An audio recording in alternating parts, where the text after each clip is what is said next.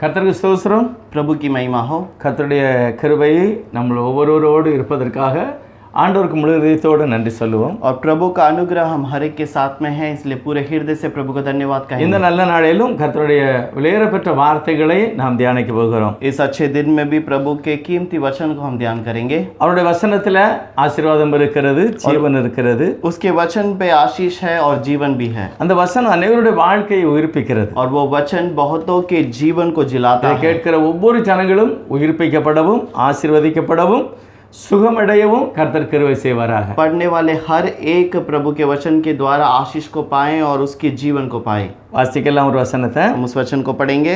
எபிரேயர் 12வது அதிகாரத்துல முதல் வசனம் வாசிப்போம். इब्रानियों का 12वां अध्याय उसका पहला वचन को पढ़ेंगे। ஆகையால் மேகம் போன்ற இத்தனை திரளான சாட்சிகள் நம்மை சூழ்ந்து கொண்டிருக்க பாரமான யாவற்றையும் நம்மை சுற்றி நெருங்கி நிற்கிற பாவத்தையும் தள்ளிவிட்டு விசுவாசத்தை துவக்குகிறவரும் முடிக்கிறவருமாய் இருக்கிற இயேசுவை நோக்கி நமக்கு நியமித்திருக்கிற ஓட்டத்தில் பொறுமையோடே ஓட கடவோம். इस कारण जबकि गवाहियों का ऐसा बड़ा बादल हमको घेरे हुए हैं, तो आओ हम हर एक रोकने वाले वस्तु और उलझाने वाले पाप को दूर करके वह दौड़ जिसमें हमें दौड़ना है धीरज से दौड़ें। இயேசு கிறிஸ்துவின் நாமத்துக்கு மகிமை உண்டாகட்டும். यीशु मसीह के नाम की महिमा हो। அவருடைய அபிஷேகிக்கப்பட்ட வார்த்தை, और उसका अभिषेक किया हुआ वचन, இதை எழுதின ஆவியானவர் பவுல் மூலமாக अनेक காரியங்களை வெளிப்படுத்துகிறார். और इसके लिखने वाले जो आत्मिक प्रभु बहुत सारे बातों को प्रकट करता है। இந்த எபிரேயர் 11வது அதிகாரத்துல और इब्रानियों के इस 12वें अध्याय के अंदर ஆதியாகமம் முதல்ல இருந்து और 11वें अध्याय के अंदर उत्पत्ति के पहले अध्याय से தேவன் लेकर மனிதனாக இறங்கு வரைக்கும், கிறிஸ்துவாக வெளிப்படு வரைக்கும், और प्रभु मनुष्य के रूप में मसीहा के रूप में प्रकट होने तक குறைஞ்சது 4000 வருஷம், करीब 4000 साल, இவ்வளவு காலத்துல வாழ்ந்த ஒவ்வொரு பரிசுத்தவான்களையும் குறித்து இந்த 11வது அதிகாரத்தில் எழுதியிருக்கிறார். और ये 11 अध्याय के अंदर बहुत सारे पवित्र लोगों के बारे में लिखा गया அதில் है। எழுதப்பட்ட ஒவ்வொரு விசுவாசிகளும் சாட்சிகளும் பழைய ஏற்பாட்டில் உள்ளவர்கள், और उसके अंदर लिखा हुआ हर एक गवाही जो है पुराने नियम के पवित्र लोग हैं, எல்லாம் வெற்றி உள்ளவர்கள். और सब लोगों ने जय पाया है। 11:33 சொல்கிறது, 11:33 में लिखा है, விசுவாசத்தினாலே इनमें विश्वास ही के द्वारा அவர்கள் ராஜ்யங்களை ஜெயித்தார்கள், वो राज्य जीते, நீதியை நடப்பித்தார்கள், धर्म के काम किए, வாக்குத்தத்தங்களை பெற்றார்கள், प्रतिज्ञा की हुई वस्तुएं प्राप्त की, சிங்கங்களின் வாய்களை அடைத்தார்கள். सिंहों के मुंह को बंद किया। ஆனா 37 சொல்லும்போது लेकिन 37वां वचन पर लिखा है, கல்லெறிந்தார்கள், पत्थरवाह किए गए, வாளால் அறுப்புண்டார்கள், औरों से चीरे गए, பரீட்சிக்கப்பட்டார்கள், और उनकी परीक्षा की गई, பட்டயத்தினாலே வெட்டப்பட்டு மரித்தார்கள், तलवार से मारे गए, செம்மறியாட்டு தோள்களையும் வெள்ளாட்டு தோள்களையும் பொறுத்து கொண்டு தெரிந்து और वे भेड़ और बकरियों के खाल को ओढ़ते हुए குறைவுகளையும் துன்பங்களையும் அனுபவித்தார்கள். और इधर उधर मारे मारे फिरे। ஆனா உலகம் இவர்களுக்கு ஒரு பெரிய முக்கியமாக காணப்படவில்லை. लेकिन दुनिया इन लोगों की ये बातें बहुत मुख्य नहीं அவர்கள் दिखाई இவர்கள் दिया। எல்லாரையுமே வெற்றி பெற்றவர்கள் என்று ஆவியானவர் எழுதி इन வைத்திருக்கிறார். सारों लोगों के बारे में कहता है कि ये सब जय पाए हुए लोग எல்லாரும் हैं, பரிசுத்தவான்கள், ये सब पवित्र लोग हैं, பழைய ஏற்பாட்டில் உள்ளவர்கள், पुराने नियम के लोग வெற்றி हैं, அடைந்தவர்கள். जय पाए हुए। ஆனா கடைசியில இவ்வளவு காரியத்தை சொல்லும்போது ஆவியானவர் சொல்லுகிறார், लेकिन आखिरी समय पर पवित्र आत्मा उनसे कहता है 13வது வசனத்துல, 13वां वचन के अंदर, எவ்வளவுதான் இவ்வளவு பரிசுத்தத்தோடு வாழ்ந்தாலும் कितना भी ये पवित्र जीवन அந்த बताएं, நித்திய ஜீவனுக்குள்ளாக இன்னும் போக उस முடியவில்லை. नित्य जीवन के अंदर नहीं जा सकते। பாரடைஸிலே ஒரு தாழ்வான இடத்துல இருக்கிறார்கள். परदेश में एक जो खाली एक जगह पर बैठे हुए हैं, காரணம் இவருடைய பாவங்கள் மன்னிக்கப்படவில்லை. क्योंकि इनका पाप का क्षमा न हुआ। 38வது வசனம் 39 40 சொல்லும்போது, लेकिन 38, 39 और 40 पे कहता இவர்கள் है, எவ்வளவுதான் மேன்மை உள்ளவர்களாக இருந்தாலும் और ये कितने भी महान व्यक्ति क्यों ना ஒரு हो, விசேஷமான ஒரு நன்மையை தேவன் முன்குறித்து வைத்திருக்கிறார். और एक विशेष भलाई प्रभु ने चुन के रखा था, அது வரும் வரைக்கும் இவர்களுக்கு முழுமையான ஆசீர்வாதத்தை பெற்றுக்கொள்ள वो முடியும். आने तक इनके लिए एक परिपूर्ण आशीष न मिला, ஆகவே அது வரைக்கும் இவர்கள் காக்கப்பட்டிருந்தார். और इसीलिए तब तक ये लोग அது बचा के விசேஷம் रखे என்ன थे। என்றால் ஆண்டவராகிய இயேசுவின் நாமம். और ये विशेष बात क्या है? प्रभु यीशु मसीह का नाम। இந்த நாமத்துக்குள்ளாக வரும் வரைக்கும் அவர்களுக்கு முழுமையான ரட்சிப்பு கிடையாது. और इस नाम के अंदर आने तक उनको कोई परिपूर्ण उद्धार नहीं இதை मिला। பற்றி அப்போஸ்தலர் 2வது அதிகாரம் इसके बारे में प्रेरितों का 2 अध्याय 23வது வசனத்தில் ஆவியானவர் சொல்கிறார், 23वें वचन के अंदर आत्मिक प्रभु वहां पर कहता அப்படி है, இருந்தும் और वैसे रहने के தேவன் बावजूद நிர்ணயித்து இருந்த ஆலோசனையின் படியையும் और प्रभु की ओर से निर्णय किया हुआ उस वचन के अनुसार அவருடைய முன் அறிவின் படியையும் और उसके पूर्व ज्ञान के अनुसार ஒப்பு கொடுக்கப்பட்ட அந்த இயேசுவை और जो पकड़वाया गया उस यीशु को நீங்கள் அக்கிரமக்காரனுடைய கையிலே ஒப்பு கொடுத்து சிலுவையில் அறைந்து கொண்டு விட்டீர்கள். तुमने अधर्मियों के हाथ से क्रूस पर चढ़वा कर मार डाला, நீங்கள் கொண்டு விட்டீர்கள். तुमने मार डाला। ஆனால் தேவனோ அதை முன்குறித்து வைத்திருக்கிறார். लेकिन प्रभु ने उसे पहले से नियुक्त किया சர்வ था। வல்லமுள்ள ஆண்டவர் सर्वशक्तिमान प्रभु ஆபிரகாமோடு 17வது அதிகாரத்தில் சொல்லும்போது சொல்லுகிறார். आत्मिक जो अब्राहम के साथ में उत्पत्ति में कहता है 17வது அதிகாரம் முதல் வசனம். 17वां अध्याय का पहला वचन, ஆபிரகாமே நான் சர்வ வல்லமுள்ள हे अब्राहम मैं सर्वशक्तिमान एलशडा। हूँ, मेरा नाम एलशडा அவர் எல்லாவற்றையும் செய்து முடிக்கிறது. और मैं सब कुछ पूरा करने वाला அவரால खुदा। முடியாத ஒன்றுமே இல்லை. ऐसा कोई काम नहीं जो उससे नहीं हो ஆனால் पाता। அவரே மெல்கிசேதேக்காக பிரதான ஆசாரியனாக வெளிப்பட போகிறார். वो खुद मिल्किसेदेक बनकर महायाजक बनकर उतर कर தன்னுடைய आया। மகிமையை யாருக்கும் அவர் கொடுப்பதில்லை. अपनी महिमा को किसी को नहीं देता। பாவங்களை மன்னிக்கிற அதிகாரம். पाप को क्षमा करने वाला யூதர்கள் अधिकार। அடிக்கடி இயேசுவை குற்றம் சாட்டினார். यहूदी बार बार मसीहा के लोगों को दोषी ठहराए பாவங்களை மன்னிப்பது தேவன்.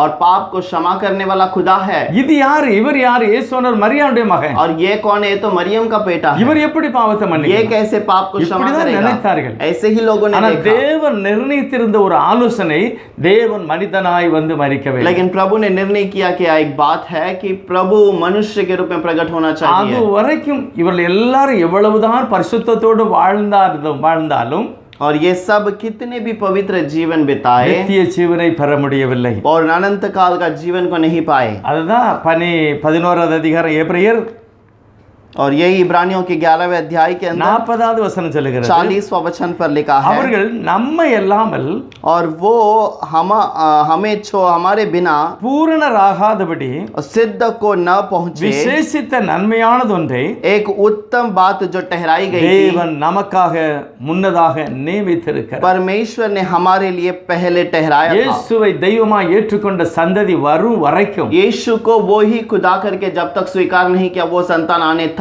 இவர்களுக்கு ரட்சிப்பு பூரணப்படாது. इनका उद्धार परिपूर्ण नहीं हुआ। ஆகவேதான் இயேசுனாருடைய மரணத்துக்கு பிறகு பரதேசி கீழே இருந்தது இப்போ மத்திய ஆகாயத்தில் இருக்கிறது. इसीलिए परदेश जो पहले नीचे था वो यीशु के मृत्यु के बाद ऊपर उठा लिया गया சாத்தானுடைய கையில இருந்ததை தேவன் அபகரித்து மேலே और வைத்திருக்கிறார். शैतान के हाथ से छीन कर प्रभु उसे ऊपर ले गया। இது எப்பொழுது நடந்தது? சிலுவையின் மரணத்தினால். ये कब हुआ? ये क्रूस के मरण के कारण। வெளிப்படுத்தல் 1:18 அப்படி சொல்லி இருக்கிறார். प्रकाशित वाक्य 1:18 पर लिखा है, மரித்தேன், मर गया था ஆனாலும் சதா காலங்களில் உயிரோடு இருக்கிறேன். फिर भी मैं सर्वदा के लिए जीवित हूँ। மரணத்துக்கும் பாதாளத்துக்கும் உரிய திறவுகோல் இப்பொழுது என் கையில இருக்கு. मरण का और पाताल का कुंजिया मेरे हाथों में है। சாத்தானுடைய தலையை நசுக்கி விட்டு இந்த காரியத்தை கர்த்தர் செய்கிறார். शैतान के सिर को कुचल कर ऐसे कार्य करता ஆனால் है। ஆவியானவர் 11வது அதிகாரத்தில் உள்ள எல்லா சாட்சிகளையும் காண்பித்து விட்டு लेकिन आत्मिक परमेश्वर जो है यहाँ पर सारे बातों को दिखाकर இன்றைக்கு உங்களையும் என்னை பார்த்து கர்த்தர் சொல்கிறார். आज मुझे और आपको देखकर कहता है, 12வது அதிகாரம் எபிரேயர்ல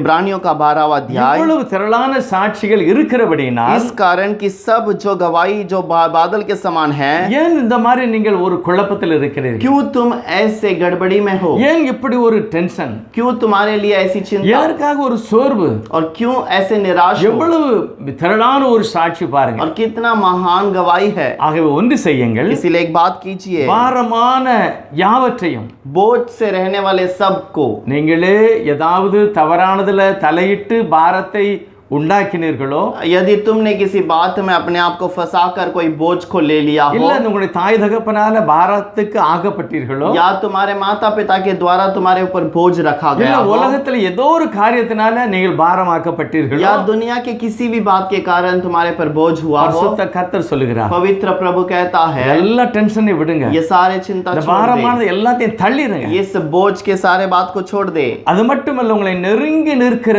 பாவத்தையும் நீங்கள் தள்ளுங்க. इतना ही नहीं, तुम्हें चारों ओर दबाने वाले उस पाप से दूर हो जाओ। இயேசுவை நோக்கி பாருங்க, यीशु की ओर देखो, இயேசுவை நோக்கி यीशु பாருங்க. की ओर देखो, அவரை பார்த்து उसकी ओर देख அவர் எப்படி போனாரோ அப்படியே நீங்கள் ஓடுங்கள் என்று எழுதியிருக்கிறார். जैसा वो दौड़े वैसी प्रकार तुम भी उस दौड़ते रहो। பிரியமான கர்த்தருடைய பிள்ளைகள், प्यारे परमेश्वर के நமக்கு ஒரு बच्चों, ஓட்டம் வைத்திருக்கிறார். हमारे लिए एक दौड़ रखी அது गई है। விசேஷமான ஓட்டம். वो एक विशेष दौड़ அது है। பரமதேசத்தை நோக்கி ஓடுகிற वो ஓட்டம். स्वर्ग की ओर देखकर दौड़ने அது वाली एक பரம दौड़ है। அழைப்பு. वो स्वर्ग की ओर देखने वाला நமக்கு கொடுத்ததை கர்த்தர் நம்ம கரத்துல கேட்கிறார். हमारे लिए जो दिया गया है वो प्रभु हमसे அவர் मांगता உதவி है, செய்வார், वो मदद करेगा, கண்டிப்பா உதவி செய்வார். जरूर मदद करेगा, சூழ்நிலைகளை மாற்றுவார். हमारी परिस्थिति को बदलेगा, எவ்வளவு பிரச்சனை இருந்தாலும் சரி, कितनी भी समस्या क्यों ना रहे, இயேசுவை நோக்கி பாருங்க. यीशु की ओर देखिए। இரண்டாவது வசனம் சொல்லுகிறது, दूसरा वचन कहता அப்படி என்ன है, இயேசுவை நோக்கி பார்க்கிறது? वैसे क्या हम देखें यीशु की இயேசுவை ओर, போல அவமானப்படுத்தப்பட்டது இந்த உலகத்துல யாருமே இல்லை. यीशु की ओर अपमान किया गया दुनिया में कोई नहीं ஒரு है, கோழையான மனிதனை அடிப்பார்கள், और एक जो कुछ ज्ञान का नहीं है उस मनुष्य को ஒரு मारते हैं, பிச்சைக்காரனை या அவமானப்படுத்துவார்கள், कोई गरीब व्यक्ति को अपमान करते ஒரு हैं, பலவீனமானவனை என்னெல்லாமோ செய்வாங்க. या कोई कमजोर व्यक्ति है उसको परेशान ஆனால் करेंगे, இயேசு அப்படி இல்லை பாருங்க. लेकिन यीशु அவர் उस प्रकार சர்வ नहीं, வல்லம் உள்ளவர். वो सर्वशक्तिमान அவருடைய था, சத்தத்திலே காற்றும் கடலும் அமர்ந்தது. और उसके आवाज से जो बादल बारिश और जो लहरें हैं थम गई, எல்லாம் அடங்கி விட்டது. सब कुछ थम ஜனங்கள் गया, ஆச்சரியப்பட்டார்கள். लोग आश्चर्य से देखे, காற்றும் கடலும் கீழ்ப்படுகிறதே. हवा और ये लहरें उसकी आवाज से आज्ञा को मानती है। அப்படிப்பட்ட ஆண்டவரை அவமானப்படுத்துவது ஈஸி அல்ல. वैसे प्रभु को अपमान करना कोई आसान बात नहीं, அப்படிப்பட்டவரை நிர்வாணப்படுத்துவது ஈஸி அல்ல. और वैसे कोई बड़े व्यक्ति को नंगेपन में करना कोई भी அப்படிப்பட்டவரை आसान முகத்திலே बात नहीं, துப்புவது, அசிங்கப்படுத்துவது, கேவலமாய் பேசுவது சாதாரண விஷயம் அல்ல. और वैसे व्यक्ति के ऊपर थूकना, उसे मारना कोई आसान बात नहीं அவர் है, அப்படியே பொறுத்து கொண்டார். वो सब कुछ सहन किया। ஏசாயா 53வது அதிகாரம் ஏசாயா 55वां अध्याय के अंदर சொல்லுகிறார், वो कहता அவருடைய है, பாடு மரணத்தினால் ஒரு பெரிய மகிமை கிடைக்க போகுது. और उसके उस तकलीफ के कारण बहुत बड़ी महिमा ஒரு की बात பெரிய आने वाली है, ஆத்ம மீட்பு அவருக்கு கிடைக்க एक போகுது. बहुत बड़ा आत्मा का उद्धार अनेक होने ஜனங்களை वाला அவர் கொள்ளையாய் கொள்ள है, போகிறார். बहुत सारे लोगों को वो वहां पर जीतने वाला ஆகவே है, சிலுவை மரணத்தில் எல்லாவற்றையும் தாராளமாய் ஏற்றுக்கொண்டார். और इसलिए आसानी से उस सारी चीजों को उसने सहन कर लिया। கர்த்தர் சொல்லுகிறார், प्रभु कहता ஆகவே है, इसीलिए எல்லா டென்ஷனை விட்டுருங்க, सारी चिंता को भूल जाओ, இயேசுவை நோக்கி பாருங்க. यीशु की ओर देखो। இயேசுவானவருக்கு ஒரு தரிசனம் வருது. यीशु को एक दर्शन है, அவர் எல்லாவற்றையும் அறிந்திருந்தார். वो सब कुछ जानता है, ஒரு நாள் இந்த உலகத்துல எல்லா ஜனங்களும் பெரிய வெள்ளிக்கிழமை கொண்டாடுவார். और एक दिन दुनिया में बड़े शुक्रवार को सारी दुनिया அது मनाएगी, மிகவும் துக்கமாய் அனுசரிக்கிறார். और उससे बहुत दुख होकर मनाते அழுவார்கள். हैं, वो रोएंगे, ஆனா உண்மையிலே அது சாத்தானுடைய தலை நசுக்கப்பட்ட ஒரு நாள். लेकिन वो सर शैतान का सर कुचलने वाला ஆனா दिन है। மூன்றாவது நாள் கர்த்தர் உயிரோடு எழுந்தார். लेकिन तीसरे दिन प्रभु जी ஒரு பெரிய उठा, உயிர் தெழுதல், एक बहुत बड़ा ஒரு जीवन, பெரிய ரட்சிப்பு. एक उद्धार। பவுல் சொல்லுகிறார், சிலுவையில் வெற்றி சிறந்தார். और पौलुस कहता है क्रूस पर जय पाया, இதெல்லாம் தரிசனத்துல கர்த்தர் பார்த்ததனால और தான் ये सारे चीजों को प्रभु ने दर्शन में அநேக देखा। ஜனங்கள் ரட்சிப்பிலே வரப்போகிறபடியினால் बहुत सारे लोग उद्धार पाने वाले மூட हैं, நம்பிக்கையில் இருக்கிறவர்கள் வெளிப்பட और போகிறார்கள். व्यर्थ की भरोसा छोड़कर वो प्रभु के पर भरोसा தற்கொலையில் करेंगे, இருக்கிறவர்கள் மீட்கப்பட और போகிறார்கள். जो अपने आप को घात करने में वो उद्धार पाएंगे, செய்வனையில பாடுபட்ட ஜனங்கள் விடுவிக்கப்பட जो போகிறார்கள். जादू टोना में फंसे हुए हैं वो छुटकारा पाने वाले हैं, கஷ்டம் கண்ணீர்ல இருக்கிறவர்கள் விடுவிக்கப்பட और போகிறார்கள். कष्ट तकलीफ पे रहने वाले छुटकारा पाने वाले என்னுடைய हैं। சிலுவை மரண வெற்றியை கொண்டு வர मेरा போகிறது. क्रूस का मरण जय ले आता है। இதெல்லாம் நினைத்ததினாலதான் Yes. அவர் எல்லாவற்றையும் பொறுமையோடு ये செய்கிறார். सब चीज जानता था, इसीलिए सबको धीरज से ஆகவே सहन எனக்கு किया। ஒரு தரிசனம் வேண்டும். इसीलिए मुझे एक दर्शन இந்த चाहिए। தரிசனத்தை நான் புரிந்து கொண்டால் ये दर्शन को यदि मैं समझ लूं, எல்லாவற்றையும் விட்டுட்டு ஆண்டவரை நோக்கி ஓட முடியும். सब कुछ छोड़कर मैं प्रभु की ओर दौड़ूंगा। பிரியமான ஜனமே, प्यारे प्रवेश யோசித்து பாருங்க. और थोड़ा सोच कर देखिए, வரைக்கும் தேவன் எவ்வளவு அற்புதத்தை நம்முடைய வாழ்க்கையில செய்திருக்கிறார். अभी तक प्रभु ने कितने अद्भुत कार्य किए हैं, எவ்வளவு ஆச்சரியமான காரியத்தை செய்திருக்கிறார். कितने आश्चर्य काम किए हैं। மகாராஷ்டிராக்கு வரும்போது ஒரு சின்ன ஒரு பெட்டி, और महाराष्ट्र में आने के समय पर एक छोटा सा एक जो सूटकेस, ஒரு ரெண்டு சின்ன துணி, और छोटा सा 2 या 3 कपड़े, செருப்பு கிடையாது, चप्पल तो नहीं था, துணி மாற்ற முடியாது. और कपड़े बदल भी नहीं सकते। அப்படித்தானே நம்ம வந்தோம், वैसे ही तो हम आए थे, அப்படிதான் நான் வந்தேன். वैसे ही मैं आया था। ஆனால் கர்த்தர் இன்றைக்கு எப்படி வைத்திருக்கிறார்? आज प्रभु ने हमें किस प्रकार रखा ஒரு है? மகிமையான காரியத்தை வைத்திருக்கிறார். एक महिमा की बात को நல்ல हमारे लिए வீடு रखा வாசலை है। கொடுத்திருக்கிறார். अच्छा घर रहने को நல்ல दिया है, துணிமணியை अच्छे கொடுத்திருக்கிறார். वस्त्र दिए हैं, நல்ல ஆவிக்குரிய வசனத்தை தந்திருக்கிறார். अच्छे आत्मिक वचनों को दिया है, போதிப்பதற்கு ஜனங்களை தந்திருக்கிறார். और सिखाने के लिए लोगों को दिया சபையை है, தந்திருக்கிறார். कलीसिया दिया है। இதெல்லாம் எனக்கு தெரியாது. ये सब मुझे नहीं पता था, தெய்வத்துக்கு தெரியும் இவன் மூலமாக இப்படி நடக்க போகுது. लेकिन प्रभु जानता था इसके द्वारा ऐसे कार्य होने वाले ஆனா हैं। உண்மையிலே இந்த தரிசனம் அநேக அநேக பரிசுத்தவான்களுக்கு பழைய ஏற்பாட்டில் இருந்தது. लेकिन प्रभु का दर्शन बहुत पवित्र लोगों के लिए அதுக்கு था। ஒரு காரணம் என்ன தெரியுமா? उसका कारण क्या है? தாயும் தகப்பனும் போதித்தார்கள். माता और पिता ने उसको उपदेश தாயும் सिखाया। தகப்பனும் தேவனுடைய அன்பை வெளிப்படுத்தினார். माता और पिता ने प्रभु के प्रेम को प्रकट किया। தைரியமா சொல்லுங்க, धैर्य से நான் कहिए, தேவனுடைய பிள்ளை. मैं प्रभु का संतान என் हूँ। மகனே என் மகளே நீ தேவனுடைய பிள்ளை. हे मेरे बेटे, हे मेरे बेटी, तू प्रभु की संतान है, तू डरना नहीं। கர்த்தர் என்னை உயர்த்த போகிறார். प्रभु तुम्हें उठाएगा, உன்னை உயர்த்த போகிறார். तुम्हें ऊंचे स्थान पर रखेगा, உன்னை மகிமையாய் சாட்சியா நிறுத்த तुम्हें போகிறார். महिमा में गवाही में खड़ा करेगा। பர்திமேயு அப்படின்னு ஒரு குருடன் உனக்கு தெரியும். बर्तलीमेयू करके एक अंधे व्यक्ति को आप जानते हो। பாலிபமாக இருக்கும்போது என்னுடைய தாயார் சொன்னார்கள், जवान में रहने के समय पर उसकी माता ने उससे कहा होगा, பர்திமேயு பயப்படாத, बर्तलीमेयू डरना नहीं। சபையில நான் வசனம் கேட்டிருக்கிறேன். और मैंने कलीसिया के अंदर वचन सुना है। தாவீது சொல்லி இருக்கிறார், दाऊद ने कहा है, ஏசாயா சொல்லி இருக்கிறார், यशायाह ने कहा है, மேசியா வருவாராம், मसीहा आएगा, அவர் பிறவி குருடனுடைய கண்களை திறப்பாராம், वो जो जन्म से अंधे हैं उनकी आंखों को खोलेगा, அவருடைய கண்ணை திறப்பார். तेरे आंख को खोलेगा। தைரியமாயிரு. तू धैर्य से रहना। இதுதான் என்னோட வாழ்க்கையில தைரியத்தை और கொடுத்தது. यही उसके जीवन அவன் को धैर्य எதிர்பார்த்து दिया। கொண்டே இருந்தான். वो उसी बात का इंतजार करता இயேசுவை रहा। சந்தித்தான். यीशु को मुलाकात அவள் किया தாய் போதித்த அதே கிறிஸ்து வெளிப்பட்டார். और उसके माँ ने जिसके बारे में प्रचार किया वो व्यक्ति सामने दिखा। அவன் கேட்கிறான், என்னையா கூட்டமா போகுது? वो पूछने लगा, ये भीड़ की आवाज क्या எனக்கு है? கண்ணு தெரியல, சிறுமி சத்தம்னா கேட்க என்ன விஷயம்? मुझे दिखाई तो नहीं देता, लेकिन ये आवाज बहुत चलने की, ये क्या है? சனங்கள் சொன்னார்கள், लोगों ने कहा, இயேசு போகிறார். यीशु जा रहा है। பர்திமேயு என்ன சொன்னான் தெரியுமா? बर्तलीमेयू ने क्या बोला था? இயேசுவே, हे यीशु, தாவீதின் குமாரனே, दाऊद के पुत्र, எனக்கு இறங்கும் मेरे என்றான். ऊपर तरस का। அவனுக்கு ஒரு தரிசனம் இருந்தது. उसका एक दर्शन था, என் வாழ்க்கையில மேசியாவை मेरे சந்திப்பேன், जीवन में मसीहा को அவர் என் मुलाकात கண்களை करूंगा। சுகமாக்குவார். और वो मेरी आंखों को என் चंगा தாய் करेगा। கற்றுக் கொடுத்தாள். मेरी मां ने வேதத்தில் सिखाया எழுதியிருக்கிறதாம், और कलाम में लिखा है, வேதத்தில் எழுதியிருக்கிறது, कलाम में लिखा हुआ மேசியா है, கண்களை திறப்பார், मसीहा ने आंखों என் खोलेगा, கண்களையும் கூட திறப்பார். मेरी आंखों को இந்த खोला है। தரிசனம் நம்முடைய வாழ்க்கையில மலர்ச்சியை கொண்டு வரும். और ये दर्शन उसके जीवन में बदलावट लाई। ஆண்டவர் கேட்கிறார், प्रभु कहता है, நான் உனக்கு என்ன செய்ய வேண்டும் என்று இருக்கிறார். तू क्या चाहता है कि मैं तेरे लिए करूं? அவனை கூப்பிடும்படி சொன்னார். और उसे बुलाने के लिए कहा। ஆண்டவர் ஆச்சரியப்பட்டு போனார். प्रभु आश्चर्य से देखा। எல்லாரும் என்னை மரியா மகன்னு சொல்லுதாங்க. सब लोगों ने मुझे कहा कि मरियम के யோசேப்பின் बेटे, குமாரன் அல்லவா तू என்கிறார்கள். यूसुफ का पुत्र है करके இவனை कहा। பற்றி தெரியாதா इसके என்கிறார்கள். बारे में नहीं जानता ஆனா है ஒரு करके கண்ணு कहा। தெரியாத ஒரு குருடன் लेकिन एक अंधा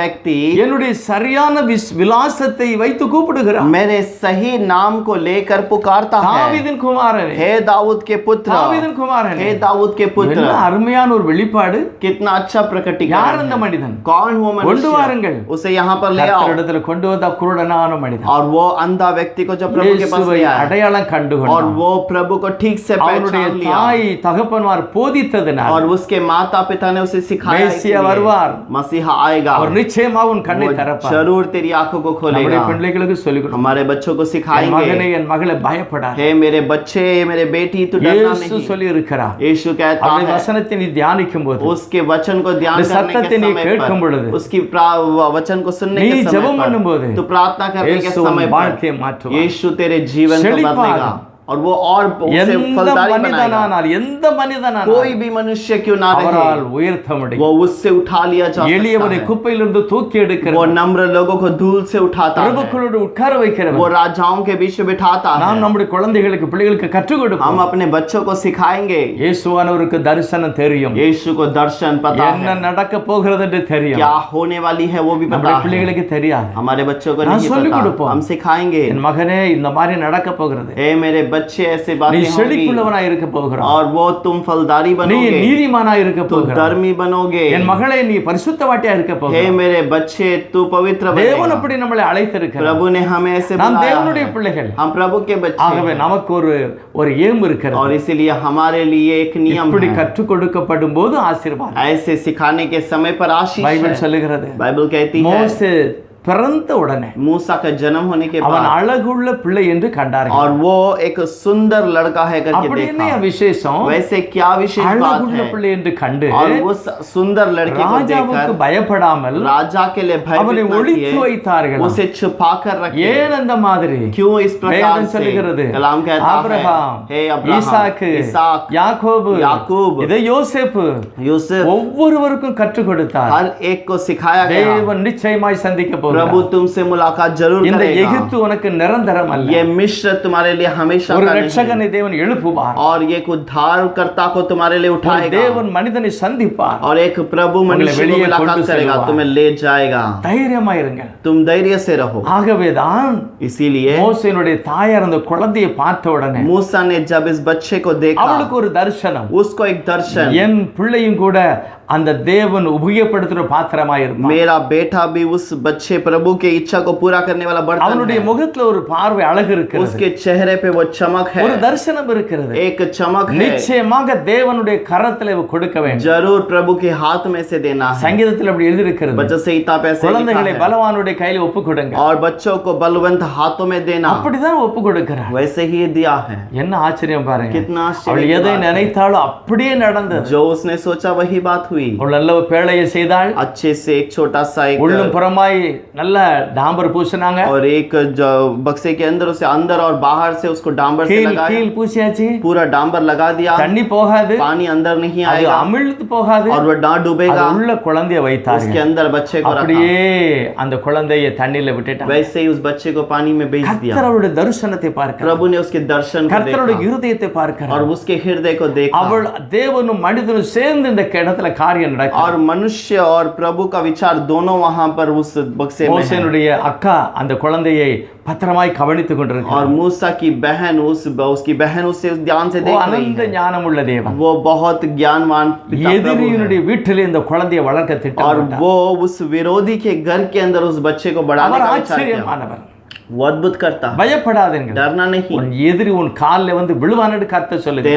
तेरा विरोधी तेरे पैरों तले आके गिरेगा करके கர்த்தர் कहता है। செய்வாரியா? प्रभु करेगा। நீங்க ஏன் பயப்படுறீங்க? आप क्यों चिंता करते நீங்க हैं? ஏன் பயப்படணும்? आप क्यों डरना தேவனுடைய चाहिए? பிள்ளை, प्रभु के बच्चे, நீங்கள் இரத்தத்தால் கழுவப்பட்டவர்கள். आप लहू से धोए गए தாவீது हैं। சொல்லுகிறார், दाऊद कहता நான் है, உடன்படிக்கை செய்திருக்கிறேன். मैं उस वाचा बांधा हूँ। அவங்க உடன்படிக்கை பண்ணல, और वो वाचा नहीं அவங்க बांधा, விருத்த சேதனம் பண்ணல. वो कतना ஆகவே नहीं किया। எனக்கு வெற்றி என்று சொன்னார். इसीलिए मेरे लिए जय है करके தாவீது कहा। வெற்றி அடைந்தார். दाऊद ने जय அதே पाया। போலதான் மோசஸ் उसी प्रकार मूसा சரியான இடத்துல போய் நிற்க கர்த்தர் கிருபை செய்தார். सही जगह पर जाकर रहने के लिए प्रभु ने मदद அந்த किया। குழந்தை வேத வார்த்தையின்படி 8வது நாள் விருத்த சேதனம் பண்ணப்பட்ட और குழந்தை. वहां पर वो 8वें दिन खतना करने वाला बच्चा था। அதை கண்ட உடனே அந்த ராணி சொல்லிட்டா, இது எபிரெய குழந்தை. और उसे देखते ही उस स्त्री ने कह दिया कि रानी ने कहा कि ये हिब्री का बच्चा அவளுக்கு है। தெரியும் இது விருத்த சேதனம் பண்ணி இருக்குது எபிரெய பிள்ளை. उसको पता है ये हिब्री का बच्चा है, इसका खतना किया गया ஆனால் है। தேவன் தயவை உண்டு பண்ணினார். लेकिन प्रभु ने दया किया அவள் எப்படியாவது இந்த குழந்தையை காப்பாற்ற வேண்டும் என்று और ஆசைப்படுகிறார். वो उस बच्चे को कैसे न कैसे बचा कर संभालना है करके மோசேயுடைய सोची। அக்காவும் கூட அதுக்கு உதவி और செய்தார். मूसा की बहन ने भी उसको मदद किया। ராணியை பார்த்து, அம்மா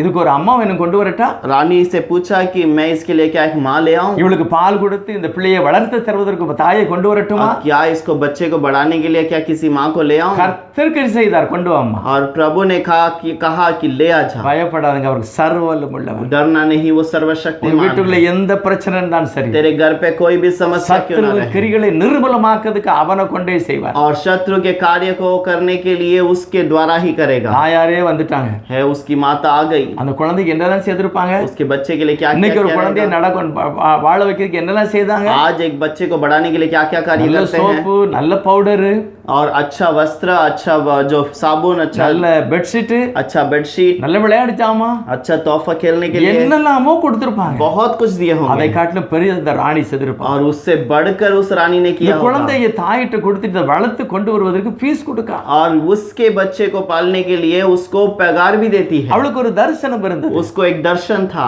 முன்னோர்கள் சொல்லி இருக்கிறார், पूर्वजों ने कहा தேவன் உங்களை சந்திக்கவே சந்திப்பார். और प्रभु तुम्हें मुलाकात करेगा ही நமக்கு ஒரு करेगा। தரிசனம் வேணும், हमें एक दर्शन நமக்கு ஒரு चाहिए, நோக்கம் வேணும். हमारे लिए एक विचार காரணம் நான் चाहिए। தேவனால் பிறந்தவன், और मैं प्रभु से நான் जन्म தேவனுடைய लिया हूं। சனம். मैं प्रभु का बच्चा हूं। ஆகவேதான் மோசே அந்த தாயார் வளர்ப்பதற்கு வீட்டுக்கு கொண்டு போயிட்டாங்க. मूसा को उस बच्चे ने उसकी माँ पालने के लिए ले गई। எப்படி நடந்தது பாருங்க. कैसे हुआ है देखिए। 1 சாமுவேல் 1வது அதிகாரம் கடைசி வசனம் சொல்லுங்க. पहले सैमुएल का पहला किताब आखिरी वचन में कहता பால் है, குடி மறந்த உடனே அந்த பையனை கொண்டு வந்து ஏலி தாத்தாட்ட கொண்டாந்து விடுதான். और वो दूध पीने का छोड़ने, उस आदत को छोड़ने के बाद वो एली के पास लाकर छोड़ இன்னும் दी। அவன் குழந்தையாகவே இருந்தான். अभी भी वो बच्चा है உண்மையிலே அந்த குழந்தை எப்படி இருந்திருக்கும்? और शायद वो बच्चा कैसा रहा அவனே होगा குளிப்பதற்கு और முடியும், वो अपने आप को नहलाने के लिए அவனே रहा होगा, தன்னுடைய சகல காரியங்களை கவனித்துக் கொள்ள முடியும். वो अपने सारे बातों को खुद ध्यान रख सकता है। அப்படிப்பட்ட குழந்தையை தான் ஏலி தாத்தா முன்னால கொண்டு விட்டார். और वैसे लड़के को ही एली के सामने लाकर ஏலி छोड़ தாத்தா दिया முதல்ல गया। என்ன செய்தாரா? एली ने क्या कहा पहले? ஏபோத் என்ற வஸ்திரத்தையே அவர் கொடுத்திட்டார். और पहले ही उसको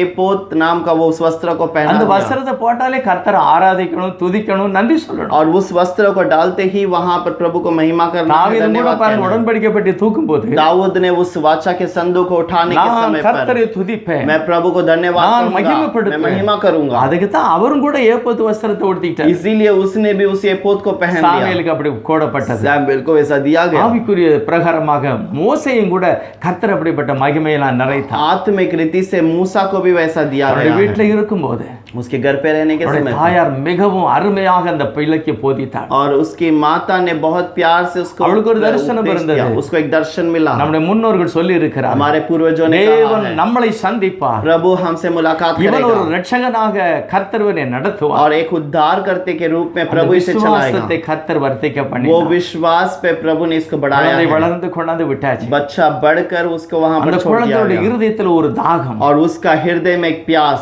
இந்த அரண்மனை என்னுடையதல்ல, और ये जो राजमहल मेरा नहीं है என்னுடைய சனம் இவர்கள் அல்ல, और मेरे लोग ये नहीं है, வெளியே கஷ்டப்படுகிற கண்ணீர் வடிக்கிறது என் ஜனம். बाहर रोने वाले आंसू बहाने वाले मेरे लोग हैं। எபிரேயர் 11வது அதிகாரம் इब्रानियों का 11वां 23, अध्याय 24, 25 சொல்லுகிறது. 23, 24, 25 पर लिखा மோசே है। சொல்லுகிறார், मूसा कहता है, இந்த அரண்மனையின் பாவ சந்தோஷம் எனக்கு தேவை. और इस राजमहल का जो दुख, खुशी की जो दर्द है मुझे नहीं चाहिए। கிறிஸ்துவுக்காக मसीहा के நாம் लिए, புரிந்து கொள்ள வேண்டும், கிறிஸ்துவுக்காக. और हमें समझना है मसीहा यीशु के लिए। பேதுரு பரிசுத்த ஆவியானவர் பவுல் மூலமா சொல்லுகிறார். पतरस के द्वारा पवित्र आत्मा कहता है, எபிரேயர் 11வது அதிகாரம் 24, 25 சொல்லுகிறது. इब्रानियों का 11वां अध्याय 23, 24 पर பரிசுத்த कहता है, ஆவியானவர் சொல்லுகிறார், पवित्र आत्मा कहता है, मोसेस, मूसा கிறிஸ்துவுக்காக, मसीहा के लिए, இயேசுவுக்காக. यीशु के ஐயா, लिए ஒரே ஒரு தெய்வம் தான், एक ही खुदा அவர் है, சர்வ वो வல்லமுள்ளவர், सर्वशक्तिमान அவரே है, மேசியாவாக वो வருகிறார், खुद मसीहा அவரே बनकर आया, கிறிஸ்துவாக वही வருகிறார். वहां पर ஆகவே मसीहा, தான் ஆவியானவர் எழுதி और வைத்திருக்கிறார். वही आत्मिक प्रभु ने लिखा மோசே है, और मूसा கிறிஸ்துவுக்காக मसीहा के लिए அரண்மனையை விட்டு और उस राजमहल को கஷ்டத்தை छोड़कर அனுபவிக்க வெளியே வந்தார். तकलीफ को सहने के लिए அவருக்கு बाहर ஒரு आ தரிசனம் गया। இருந்தது. उसको एक दर्शन मिला யார் है। மேல? किसके ऊपर? கிறிஸ்துவுக்கு மேல. मसीहा के வசனம் ऊपर। சொல்லுகிறது, वचन कहता நீ है, பாரமானதை தள்ளிவிட்டு, तू बोझ के सारे चीजों को दूर பாவத்தை कर, தள்ளிவிட்டு, पाप को दूर कर दे, விசுவாசத்தை துவக்குகிற இயேசுவை நோக்கி ஓட வேண்டும். विश्वास को आरंभ करने वाला यीशु की ओर நீ दौड़, வெற்றி तू அடைவாய். जय पाएगा। உனக்கு ஒரு தரிசனம் வேண்டும், और तुझे एक दर्शन அவரை நோக்கி चाहिए ஓட வேண்டும். और तुझे उसके लिए மோசே और दौड़ना है। கிறிஸ்துவை நோக்கி ஓட ரெடி ஆயிட்டார். मूसा मसीहा की ओर दौड़ने के लिए तैयार हो गया। பைபிள் சொல்லுகிறது. बाइबल कहता है, ஸ்தேவான் பரிசுத்தாவிலே நிறைஞ்சு பேசுகிறார். स्तेवन पवित्र आत्मा में भरकर बातें மோசே करता है, எகிப்தில் உள்ள சகல சாஸ்திரங்களையும் கற்று தேறினவனாயிருந்தான். और मूसा सारे वचन को पढ़कर ज्ञानवान बन அவர் गया பெரிய था। இன்ஜினியர், वो बहुत बड़ा அவர் इंजीनियर படிப்புல பெரிய வித்வான். और वो पढ़ाई में बहुत ज्ञानवान, தாய் வீட்டுல இருக்கும்போது எபிரிய பாஷையை நல்லா படிச்சிருக்கிறார். और अपने माँ के घर पे रहने के समय पे इब्रानी भाषा को सीखा होगा। இப்ப அரண்மனையில வந்த பிறகு எகிப்து பாஷை தெரியும். अब मिस्र राजमहल में आने के बाद मिस्र की भाषा भी पता है। ஆவியானவர் சொல்லுகிறார், வாக்கிலும் செயலும் வல்லமையா இருந்தார். आत्मा परमेश्वर पवित्र आत्मा कहता है कि आत्मा और शरीर में दोनों में बहुत ज्ञानवान 40 है। வருஷம் கழிஞ்ச பிறகு 40 वर्ष के बाद ஒரு வனாந்தரத்துல ஆடுகளை वो மேய்க்கிறார். जंगल में भेड़ बकरी चलाता है। 40 வருஷம் ஆடு மேய்ச்சிட்டார். 40 साल भेड़ बकरी चला இப்பொழுது है। கர்த்தர் அவரை சந்திக்கிறார். अब प्रभु से मुलाकात करता நம்முடைய है। தேவன் அவரை சந்திக்கிறார். हमारा प्रभु से मुलाकात किया। மோசே சொல்றாரு, मूसा कहता है, ஆண்டவரே, நான் கொஞ்ச நாள் அம்மாட்ட எபிரேய பாஷை படிச்சேன், प्रभु मैंने माँ से तो इब्रानी भाषा सीखा, அரண்மனையில எகிப்தில் உள்ள பாஷை படிச்சேன், राजमहल में मिस्र की भाषा सीख लिया, இப்போ நாங்க ஆப்பிரிக்காக்கு வந்திருக்கேன், अब मैं अफ्रीका में हूँ, எத்தியோப்பியால உள்ள பாஷை படிச்சுக்கிட்டேன், अभी एथियोपिया की भाषा को मैंने सीखा है எனக்கு சரியா பேச தெரியாதே, और मुझे ठीक से बातें करनी யாரையாவது नहीं आती। அனுப்புங்க, किसी और को भेजिए। இப்போ எனக்கு திக்கு வாய், अब मैं थोड़ा सा धुंधला सा நான் बात சரியா करता பேச हूँ। முடியாது. मैं ठीक से बात नहीं कर உண்மைதான் सकता அது. और ये सच बात है। இன்னைக்கு மகாராஷ்டிரால உள்ள தமிழ் பிள்ளைகளோடு நீங்க பேசி பார்த்தா தெரியும் பாஷை எப்படி பேசாங்கன்னு. आज महाराष्ट्र के तमिल बच्चों से अगर आप बातें करेंगे तो वो तमिल भाषा कैसे बातें करते हैं आपको पता होगा। எப்படி பேசான்னு பாருங்க. कैसे बातें करते हैं, சரியா பேச वो முடியாது. सही बात नहीं कर கொஞ்சம் ஒரு மாதிரி पाते, திக்கி தான் பேசுவாங்க. थोड़ा सा यहाँ वहाँ गड़बड़ சில रहेगा, தப்பா தான் பேசாங்க. कुछ गलत बातें அப்படிதான் மோசே कहेंगे। இருந்தார். वैसे ही मूसा भी ஆனால் था, அவருக்கு ஒரு தரிசனம் இருந்தது. लेकिन उसको एक दर्शन था, கர்த்தர் அவரை பார்த்து प्रभु ने उसे ஒரு பெரிய देखा மகிமையான காரியத்துக்கு அவர் தெரிந்து और கொண்டார். प्रभु ने एक बहुत बड़े बात के लिए उसे चुन மோசே लिया। எங்கும் தேவனுடைய வீட்டிலே உண்மை உள்ளவனாயிருந்தார். मूसा प्रभु के घर पर हर जगह पर सच्चाई ஒரு का था, தரிசனம் வேண்டும். एक दर्शन चाहिए। உங்களுக்கு தேவனை பற்றி ஒரு தரிசனம் வேண்டும். आपको प्रभु के बारे में एक दर्शन கர்த்தர் चाहिए। சொல்லுகிறார், प्रभु कहता நீ है பொறுமையோடு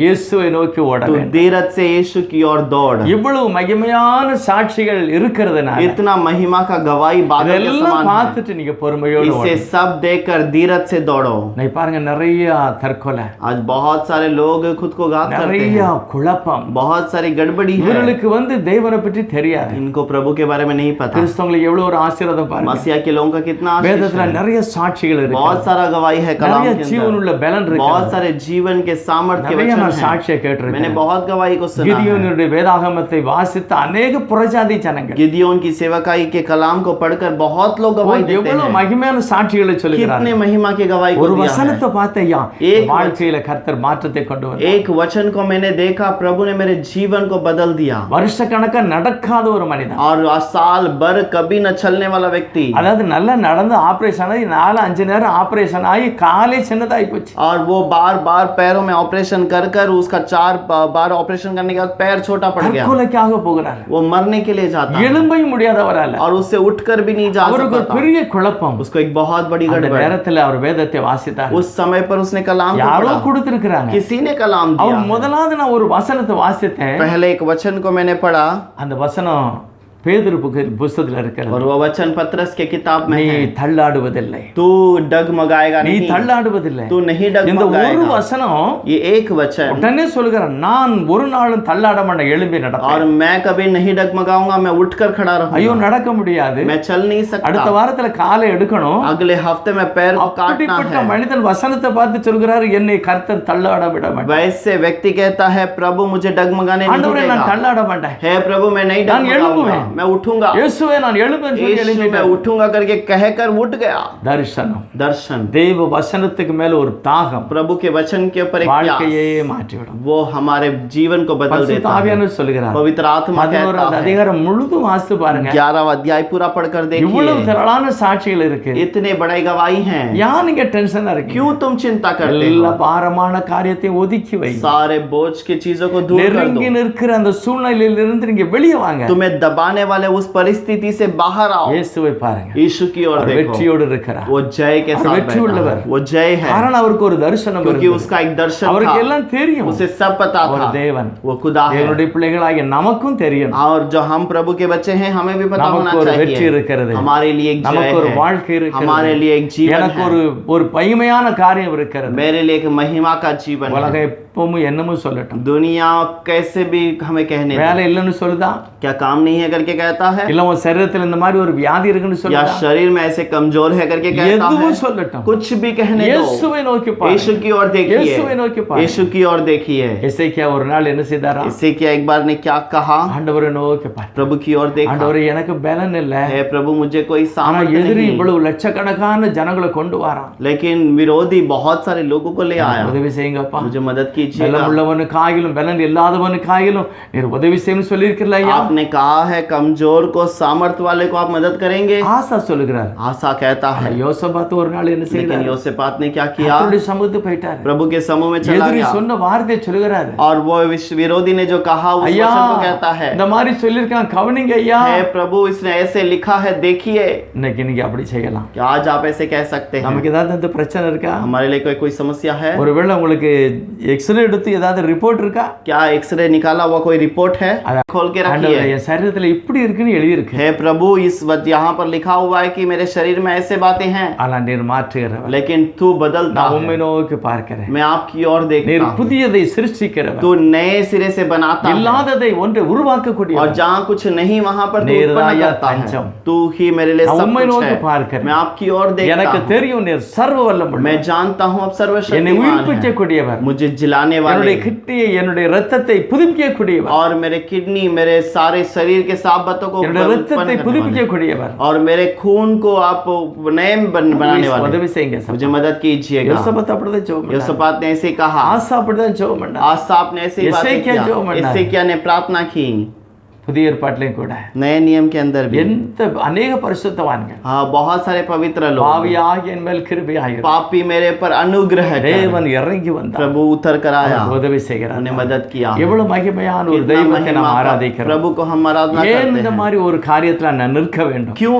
ऐसे चीजों में हमें खड़े रहना है நம்முடைய தரிசனத்தை பார்க்க வேண்டும். हमारे दर्शन को देखना நமக்கு ஒரு அழைப்பு இருக்கிறது, हमारे लिए एक बुलावट है நமக்கு ஒரு ஓட்டம் இருக்கிறது, हमारे लिए एक दौड़ है நமக்கு ஒரு வேதம் இருக்கிறது, हमारे लिए कलाम है நமக்காக ஒரு தெய்வம் இருக்கிறார். हमारे लिए खुदा है அவர் தோல்வி அடையாத வெற்றியை கொடுக்கிறவர். और वो हरावट नहीं बल्कि जय देता है தெய்வத்தை நோக்கி பார்க்கிறோம். प्रभु की ओर देखेंगे கர்த்தர் நிச்சயமாக உங்களுக்கு வெற்றியும் ஆசீர்வாதத்தையும் தருவார். प्रभु जरूर आपको जय और आशीष சுகத்தை देगा விடுதலையும் கொடுப்பார். चंगाई और भलाई देगा அடைக்கப்பட்டதை கர்த்தர் திறப்பார். जो बंद है उसे प्रभु खोलेगा வாங்கி இருக்கிற எல்லா கடன்களையும் கர்த்தர் அடைப்பார். आपने जो उधार लिया है उसे चुकाने के लिए प्रभु मदद மனுஷனால करेगा முடியாததை मनुष्य से जो தேவன் नहीं होगा முடித்து காண்பிப்பார். प्रभु उसे पूरा करके அது எப்படி दिखाएगा ஆகும்? ये कैसे होगा எதிரியின் வீட்டில் வளர்த்த மோசையை யோசித்து பாருங்க. आप जो विरोधी के घर पर बड़ा हुआ ये मूसा को देखिए எவ்வளவு மகிமையான காரியத்தை கர்த்தர் செய்துட்டார். कितना महिमा की बात को प्रभु ने ஓ किया है மகிமையான காரியத்தை ओ செய்துட்டார். महिमा के प्रभु और के कार्य को महिमा किया करता है है। वो महिमा का प्रभु அவர் அற்புதமானவர். वो अद्भुत करता அந்த है கர்த்தரை நோக்கி ஜெபம் பண்ணுவோம். प्रभु की ओर देख के प्रार्थना करेंगे பரிசுத்தமுள்ள இயேசுவா ஸ்தோத்திரம். पवित्र प्रभु நீர் धन्यवाद அதிசயமானவர். आप अद्भुत रीति से करने நீர் वाले ஆலோசனை கர்த்தர். आप तसल्ली की बातों நீர் को करने சமாதான वाले प्रभु.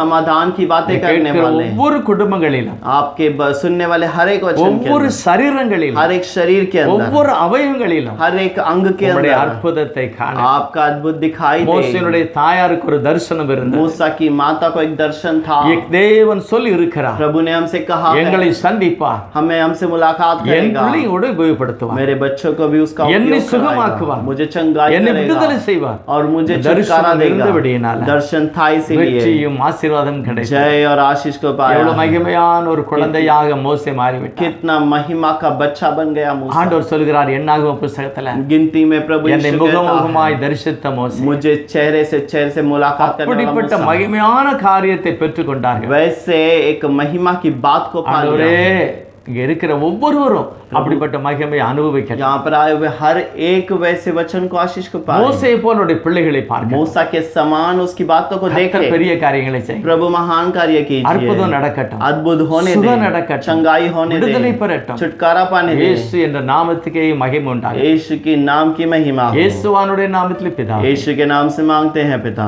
ஆமென். आमीन।